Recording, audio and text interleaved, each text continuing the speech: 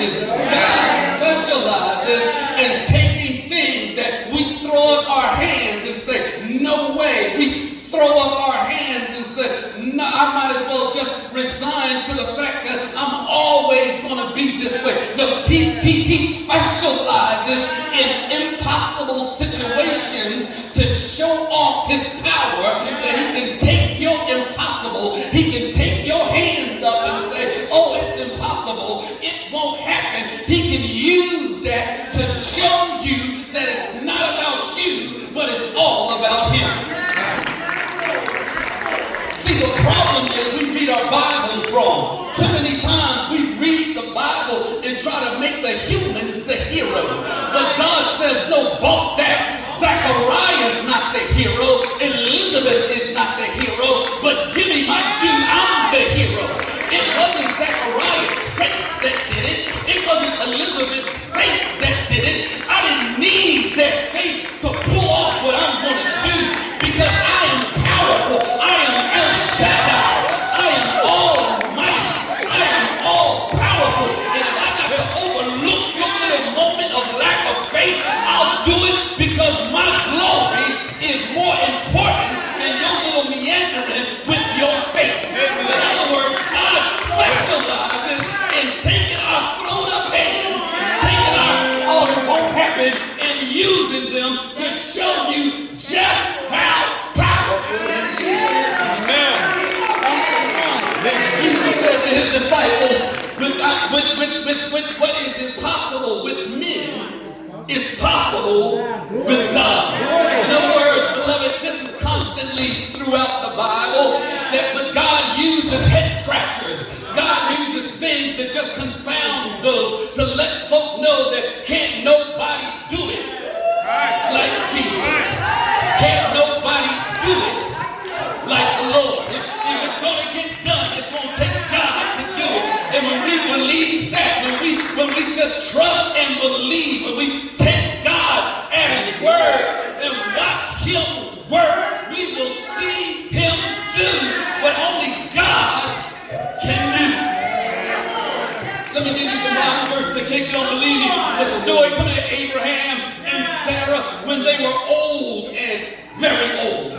God allowed Sarah to conceive and give birth to Isaac, which was considered a medical impossibility. And then come here, children of Israel, come here, Moses, the parting of the Red Sea. In Exodus, God parted the Red Sea to allow Israel to escape from the Egyptian army, creating a path through the waters. In other words, when they left Egypt, they had Pharaoh's army behind them. I got a Bible reader. Pharaoh's army behind them, and the Red Sea in front of them, and some complaining Negroes, complaining children all around the leader.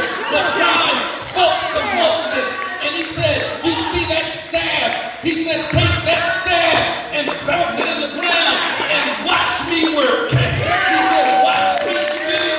I'll take your impossible situation and make it possible for you to escape.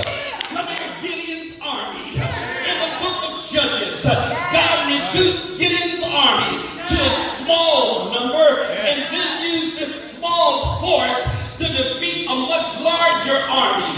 Come here, little boy, with a lunch at Jesus' disposal.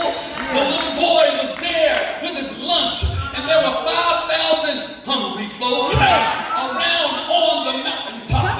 But the little boy with the lunch was around Jesus. See, it pays to hang out with Jesus. And he took the little boy's lunch. He took the loaves, and he took the fish, and he kept on breaking.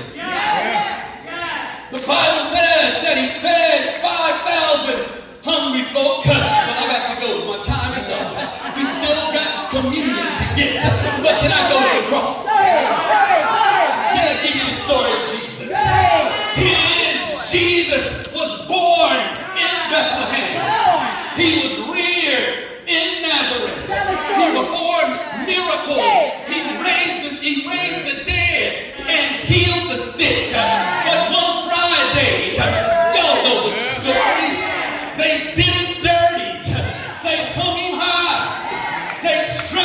why? They dropped him low.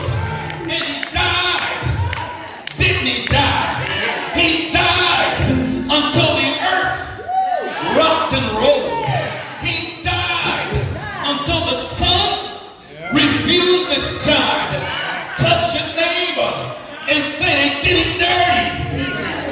He died. Didn't he die? He stayed there all day. Friday, he stayed there all day. Saturday, he stayed there, y'all. That's an impossible situation because he was dead for a lot of days. He was dead 3 days. But here's the possible. Early. Church help me close. Early. Sunday morning. He got up with all power in his hand. Am I right about it? Say yes. Give God an impossible praise. Because he took your impossible.